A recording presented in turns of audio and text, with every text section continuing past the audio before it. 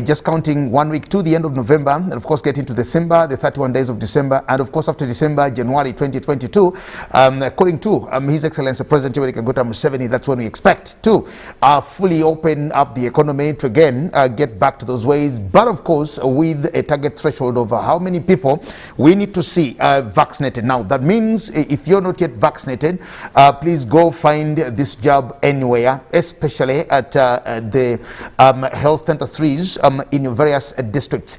Government has done its bit to make sure that they outsource lots of these vaccines for you and me. For those who have received their 2 jabs, thank you, congratulations. Those with the first jab, please know when you're supposed to go and get your second jab.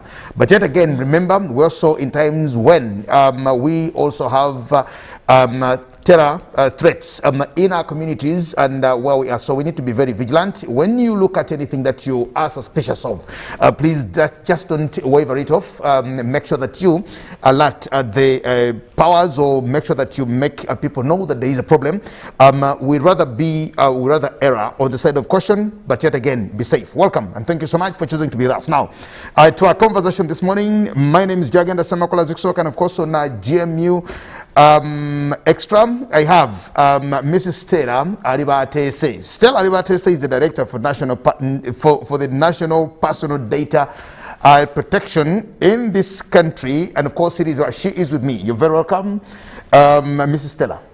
Thank you, Mr. Semakula, for hosting me this morning. I am indeed happy to have you, and thank you so much for having allowed to accept our invitation to join us on UBC TV this morning. We want to talk about data protection, especially personal data protection. But let's just set the ball rolling. What does this mean to anybody watching us now? Thank you very much, Mr. Semakula, for that question. Data protection and privacy is not a new thing in Uganda, but maybe what the viewers need to know is that in 2019, the President assented to the Data Protection and Privacy Act. In 2019? In 2019, okay. Yes. Following the passing of the law, normally in Uganda, we are required to draft regulations that enable the implementation of various laws. So for the Data Protection and Privacy Act, the regulations were passed this year in March 2021, and when that happened, it enabled government to now start implementing that law.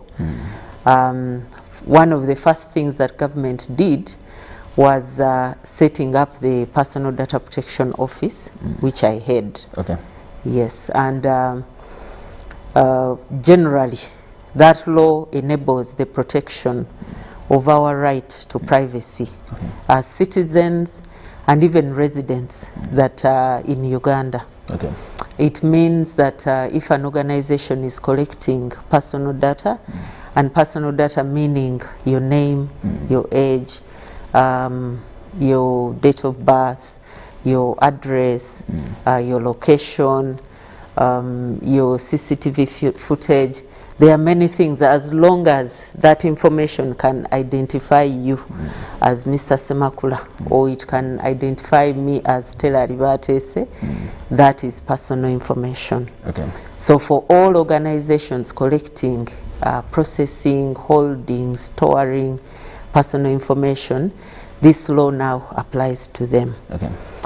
In addition to that, this law also provides certain individual rights that we can exercise as human beings or as citizens.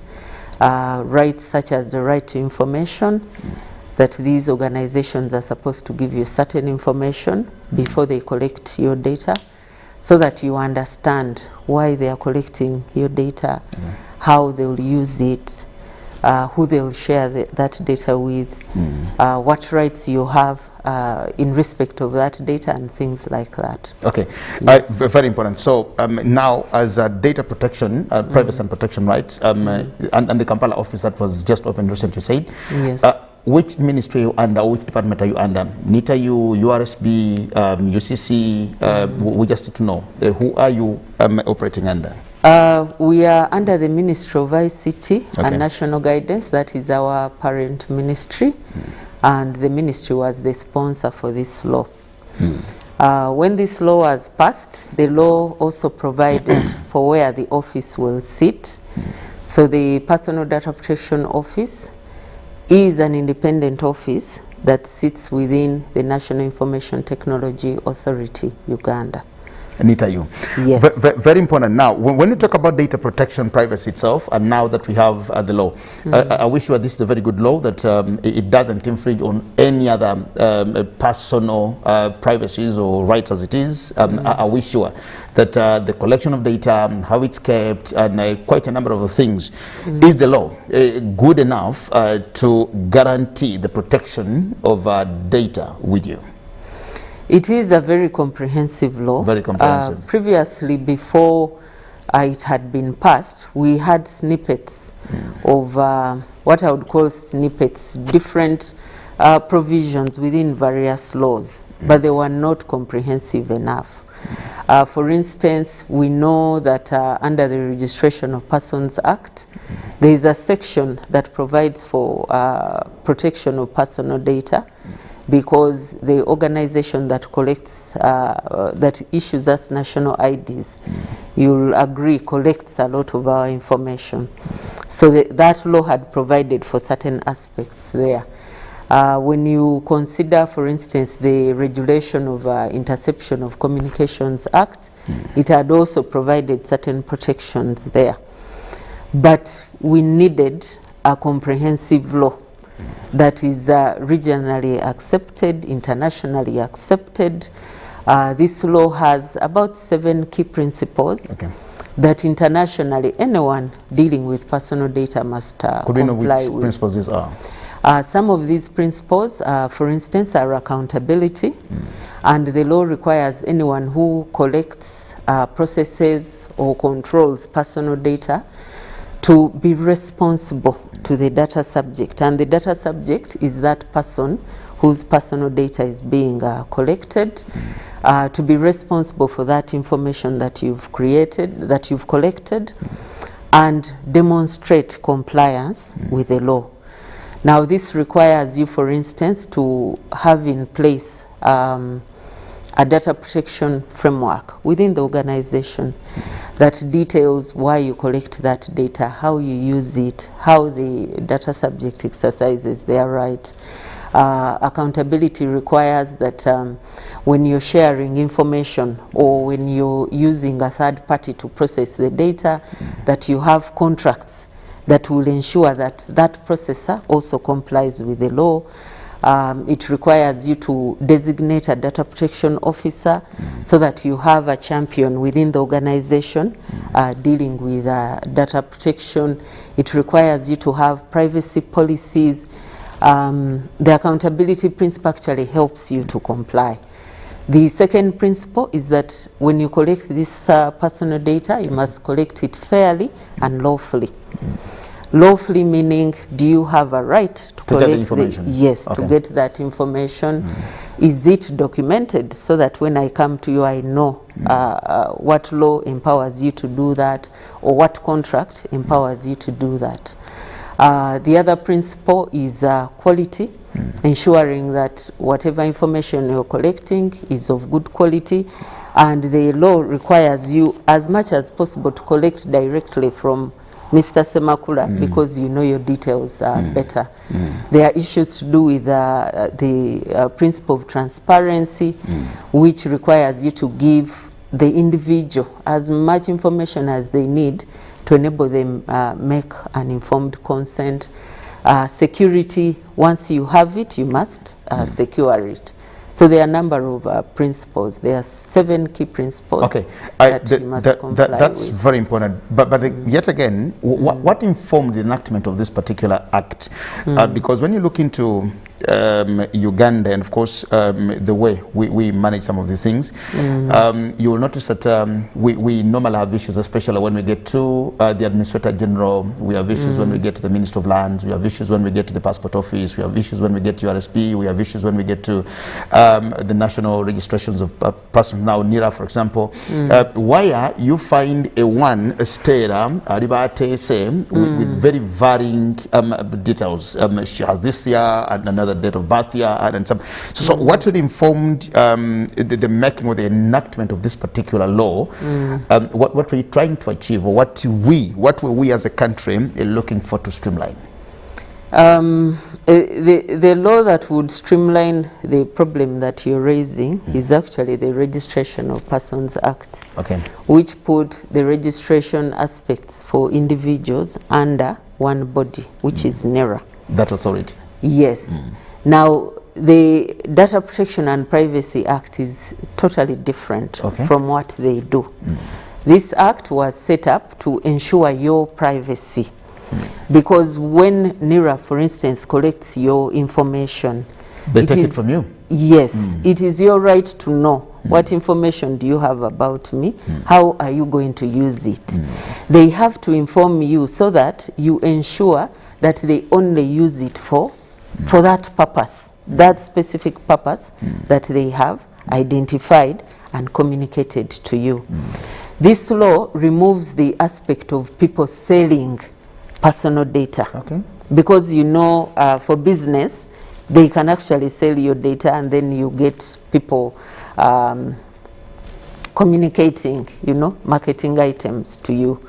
The other protection that this law was meant to provide for is to ensure that with all these systems that we have, that we are creating within government, within the private sector, people who hold those amounts of data take responsibility for that data. Because if your data, for instance, if there is a breach and your data goes to a fraudster, they can do what we call identity theft. People can use your data to discriminate against you. People can use your data to obtain financial advantage against you. So this law is meant to protect your rights as a citizens, because when they share your data without your knowledge, when they collect it without you knowing how they are going to use it, when they communicate a different purpose but do something else, they are infringing on your right to privacy. So this law is meant to protect individuals. How then should the companies comply with this particular law in this country? We expect the companies that are covered or are governed under this law, first of all, to register with the office. The law requires all persons collecting, processing, holding, storing personal information to register with the office. All companies, you say? All persons, as long as you meet that criteria. And we know there are many people who meet that criteria. Because for all organizations, you have employee data, and to be able to identify your employees, your human resource has all this information. You know everything about me, you know everything about the other person also? Yes. So I shouldn't expect that information on the street, you know. That's what this law requires you to comply with. The requirement to register is within the Act and its regulations. We do have a website where we have provided guidance on registration, and we expect that individuals now, actually individuals or companies, as long as you collect personal data, to register with us. The reason registration is required, first of all, it is a requirement of the law. So it's the first thing that you must do. Secondly, when you go through that registration process, it also enables you to start that compliance process. Because for you to fill those forms, you have to think about what information do I collect, because we need you to detail that. How do I use this information? what gives me the mandate, to use this information, who is my data protection officer, because the law requires you to designate a data protection officer. So that's why we are calling on companies, please come and register.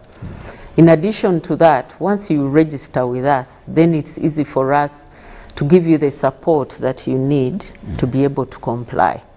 For instance, we are doing training for data protection officers.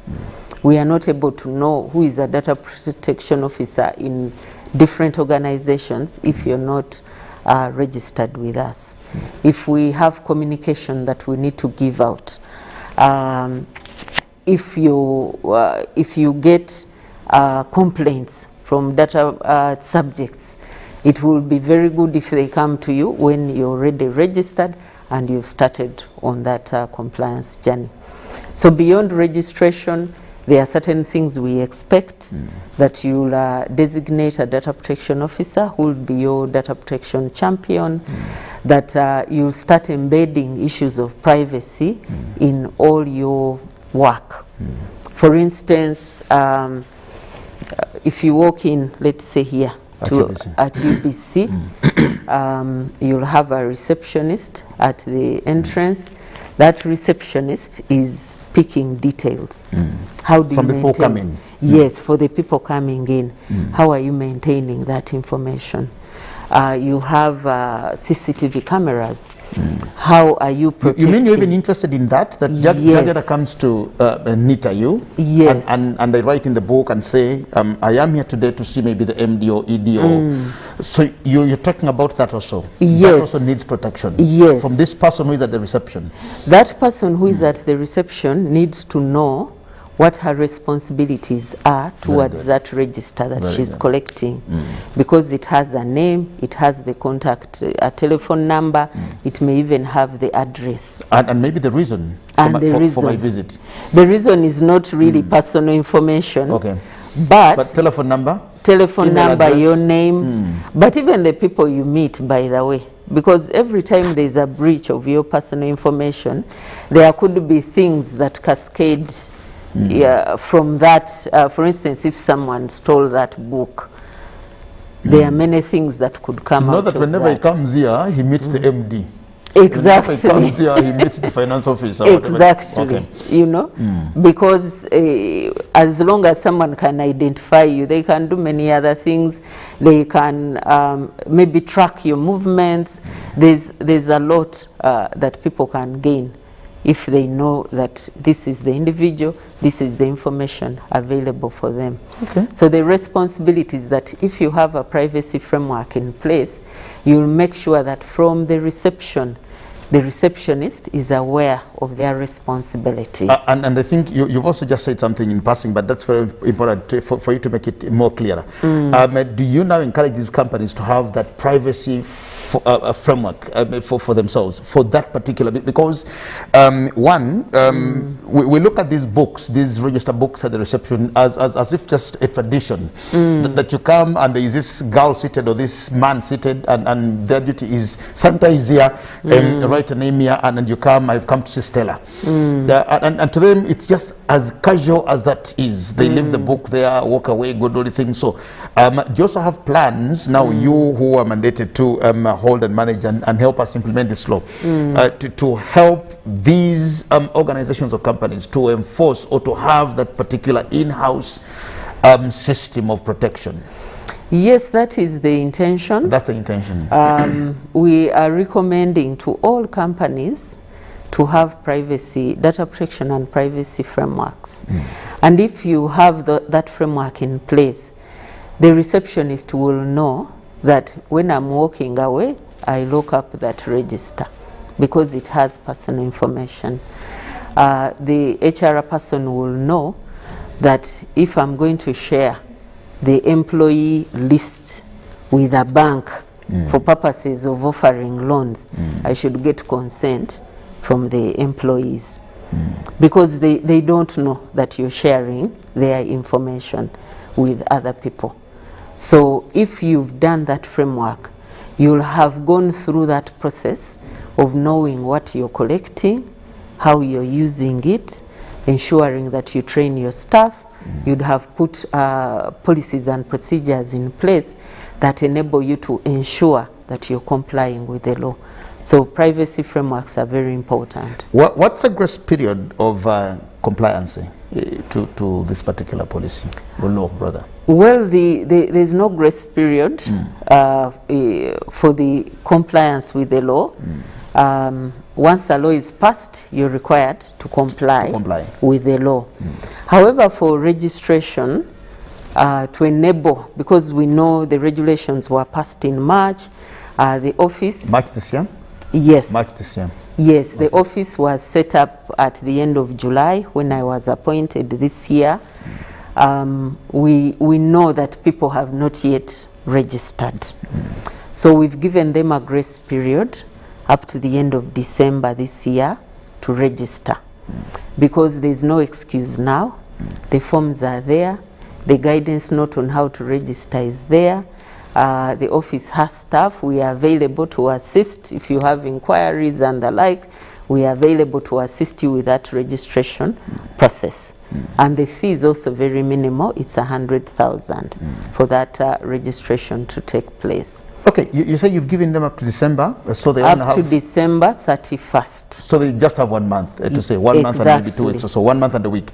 Yes. And who are these now? You talk about all the companies in this country. Who are you talking to? Are you talking to government agencies and companies? Are you talking to the private sector? Are you looking at everybody who employs people, who does all this thing? And you actually want to know how you're reaching out to them and how you're talking to them, because what will happen after December 31st, and you have all these who have not complied with the registration by that time?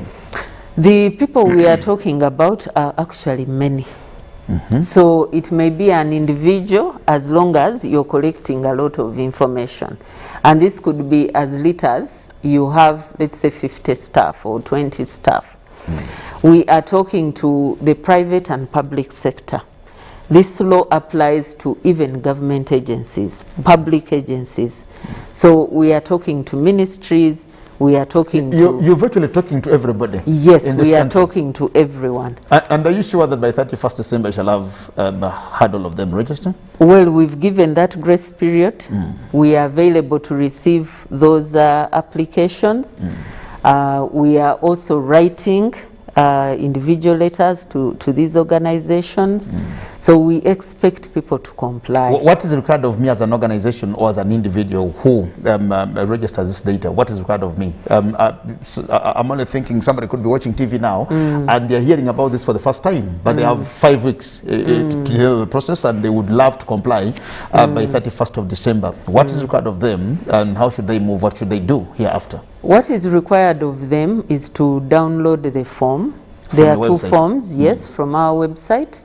The website is www.pdpo.go.ug. If you do not remember that URL, you can actually just key in Personal Data Protection Uganda. Google will take you to a website. It may take you to the NITA website. It may take you to the Personal Data Protection Office website. As long as you key in Personal Data Protection Office Uganda, you'll be able to be taken to that website. Under that website, you'll find those forms. You fill them in. The email address is there, info@pdpo.go.ug. You submit those documents. Okay, so what you find on, I'm thinking, I am not yet on the website to see what is actually there. You know it because you design it. So what you find, what we write to you or what comes to you on that form is about me, the company, or me, the individual who does this. I send the list of the 20, 30, 40, 50 people that I employ. What comes to you on that form? What comes to us on that form, for instance, is your name as a company. Semakula Limited. UBC, okay, Semakula Limited. Your address, the telephone contact of your MD, the name of the data protection officer that you've designated, and their contact details. You'll have a record of what data you collect. So we do not want data from individual employees or individual suppliers. People have a lot of data that they collect. What we need from you is to tell us This is the information we collect: name, address, age, marital status, educational background and the like, because these are personal information. Then you tell us what gives you that mandate. Is it that you get the consent of the data subject, an individual like myself? Is it that you're a bank and you're mandated by law, you're required by Bank of Uganda to collect this information? Do you collect it for purposes of, let's say, marketing? So we want all those things listed. The other issue we want is what security measures are in place to keep and protect this data. Yes, to protect this data that you're collecting. Do you have policies? We want the copies of those policies. If you have an information security policy, if you have a privacy policy, you have to send them to us. We want to know, when you collect this information, how long do you keep it? Is it 10 years if you're a bank? Is it 3 years if you're a business? We want to know that information. We want to know if you share the information outside Uganda, which countries do you share this information and for what reasons? So it's about 2-3 page form that you're supposed to fill. I am just worried that when you're explaining that, in my head, as looking at these organizations that I know that will actually not be able to do this, and I'm only thinking, what are you going to do with them? What are you going to do? To those particular, I know some. I may not mention them like on air now, but I'm just worried that I know of these that will actually not do what Stella wants, and I'm thinking, what are you going to do with them? We do have a lot of information on that website, and I encourage you to go and read it. I will. It has a lot of guidance. Even for you as an individual, you'll find a lot of information there. We've been doing a number of webinars, educating people about this law, educating them about their responsibilities. You'll find that information there. The last resort is that if you're having challenges, and we've had those cases, filling this form, understanding this form, we have provided, there's a telephone number. Government has a service desk that NITA runs for the entire government. So you can call that service desk. There will be someone to pick up that call and help you through that process. Okay. The information is yours, so they won't be filling in that information for you. But for instance, they will tell you, if you ask your Semakula and Company Limited, you do not know what security measures means. That person will say, okay, we'll explain to you what security measures are expected. For instance, when I arrived at UBC, they had to check the car. I had to sign into the registry book. I came down to the reception. I didn't come to the studio directly. So those are some of the physical measures you put in place. So we would expect that if you have files and cabinets and whatever, that you have a policy that they are under lock and key. They can only be accessed by the HR manager if it is employee records. So those are the details. High level, we don't want a very, you can attach, but in the form itself, you just briefly talk about what measures you have, and then if you have a policy, you attach it. Because these are the things citizens will be expecting of you if you're collecting your information. As we continue to engage and create awareness, we know that individuals like yourself are going to start asking these companies these questions. So they will help us enforce this law. So if you're going to an organization and they're asking for information, ask them, are you registered with a personal data protection office? I know you're picking my information. Where is that information you're supposed to give me before you collect this information? So we know, yes, it is a big task, but it is incumbent upon us to ensure, because it's our information that we are giving out, to ensure as individuals we enforce this law and ask these critical questions to these data controllers and processors. because when they comply with the law, it also helps us because it protects our right to privacy as individuals.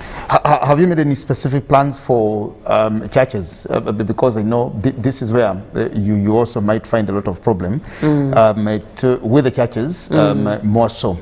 When you get into very legal niceties with churches, you tend to find a problem with them. For example, you will go to a church where Stella goes or Uganda goes and they pay tithe or offerings or whatever that is, and they're recorded somewhere in a book, and they know that Semacula's monthly tithe obligations maybe 100,000 for every month or something like that. Have you made plans for talking and meeting these churches because I know that that's one, or we call them the faith-based entities, organizations, because I know that this is one of the sports that you will find challenges with them. What plans you have to do with that? We, as an office, one of the things that we've done in the last 100 days is we did a communication and awareness plan. So you've been there for 100 days so far? Yes. Okay. We've done a communication and awareness plan, which has been approved by our board of directors, and it's what we are implementing. We've done a risk analysis. Obviously, we cannot start with everyone. Yes. We cannot reach each individual, but we are reaching what we think are high risk, the financial sector, the insurance sector, the health sector. Those people we know hold a lot of sensitive information, you know, hospitals and the like, regulators, because we really want to work with regulators to ensure that the regulators also help us in ensuring compliance within their sectors. In the last 100 days, we haven't yet reached the churches, but we are sure we are going to be reaching them, because we know that they also collect a lot of information, whether marriages, whether, as you said, tithe, marriages and all those things. In my church, we also have a register, yes, baptism and the like. So yes, we are going to make sure that we reach out to all those entities that we know are collecting a lot of information. And then, of course, we also want compliance within government, because as government bodies, we know that we collect a lot of information. Okay, very important. So when did you celebrate 100 days? Tomorrow. You're celebrating 100 days tomorrow? Yes. What plans do you have for that particular event for tomorrow? We have, we are going to do it virtually, because these are the times we'll be able to reach many more people. But we are just going to, you know, broadcast what we've been able to achieve. We are going to still talk about the need for registration. We are going to interact with organizations that have registered. Some of the questions you're asking, they will also be able to answer based on their experience, having gone through the registration process. We are going to issue certificates to the first 10 or 20 organizations that have registered. It's a good thing to comply, and it's also good to be first, you know, amongst so you issue certificates for compliance? We issue certificate of registration. Registration, yes. Yes. And it's valid for how long? It's valid for 12 months. 12 months for 1 year. So yes, for 1 year. After that 1 year, it has to be renewed. The purpose for that is that things keep changing. Eventually, definitely. You may collect information today, you may not collect it tomorrow. As an office, we also want to be able to come and ensure your compliance. Even people come in and go away. They change, they die, they do all the things. Exactly. So, that update also. Yes, so we need those updates. We need to engage you to assess your compliance. Right now, we are starting with the registration, but as we go along, we are also going to start, you know, assessing and finding out how are you actually complying. Then, of course, one of our achievements in these 100 days is our brand identity. So tomorrow we expect to unveil our logo and just talk about it, why we've designed that logo and why we feel that when you look at it, you'll be able to understand the obligations of the data protection office towards you as a citizen. Well, I want to thank you so much, Madam Stella Aribatese. But in just 1 minute before you get out of studios, your final take, your final comment, or your final remark, and what you think should be said to the public before you get out of studios. Thank you very much, Mr. Semakula, first of all, for this opportunity to be hosted here. My final remarks is that privacy matters for all of us. It is incumbent upon us as individuals to take up this law, understand it.